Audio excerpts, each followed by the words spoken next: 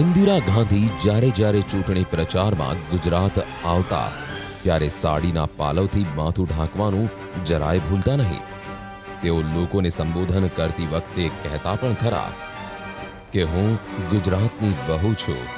ઇન્દિરા નહેરુમાંથી ગાંધી ત્યારે બન્યા જ્યારે તેમણે ભરૂચના એક પારસીના દીકરા ફિરોઝ સાથે લગ્ન કર્યા. વર્ષ 1930માં ફિરોઝ ગાંધી કોંગ્રેસના સૈનિક તરીકે યુવાનોનું નેતૃત્વ કરી રહ્યા હતા.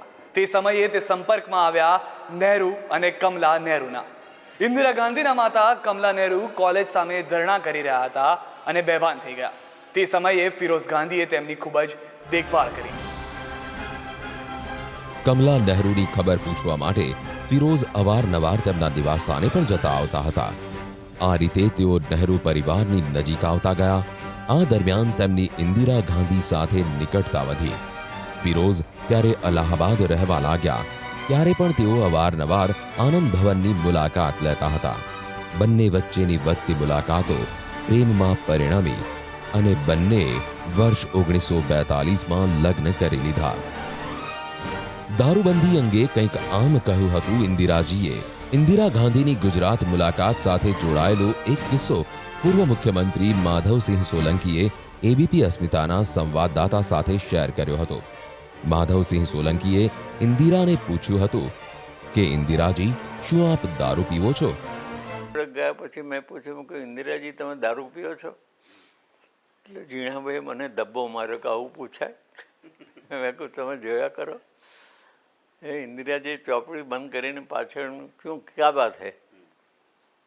મેં કહ્યું કે હમણાં ખુશવંત સિંઘે તમારી વિશે એક ચોપડી બહાર પાડી છે, return of the red rose, લાલ ગુલાબ પાછું આવે છે.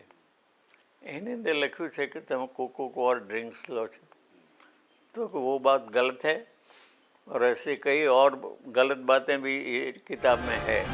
ત્યારબાદ બીજા સવાલમાં માધવસિંહે દારૂબંધી અંગે ઇન્દિરાના અભિપ્રાયને જાણવા પ્રયાસ કર્યો હતો. ત્યારે ઇન્દિરાએ આપેલા જવાબમાં તેમની ગરીબ પરિવારો પ્રત્યેની લાગણી સ્પષ્ટ થતી હતી. બંદી બાબતમાં તમારો શું ખ્યાલ છે? તો એમણે કહ્યું કે those who can afford, જેને પોસાતું હોય, they may drink. પણ આપણી ચિંતા ગરીબ લોકો માટે છે, મહેનત કરનારા લોકો માટે, કે જેમની મહેનતની કમાણી દારૂમાં વપરાય છે અને કુટુંબને સહન કરવું પડે છે. એ બંધ થવું જોઈએ એવી આપણી ઈચ્છા છે.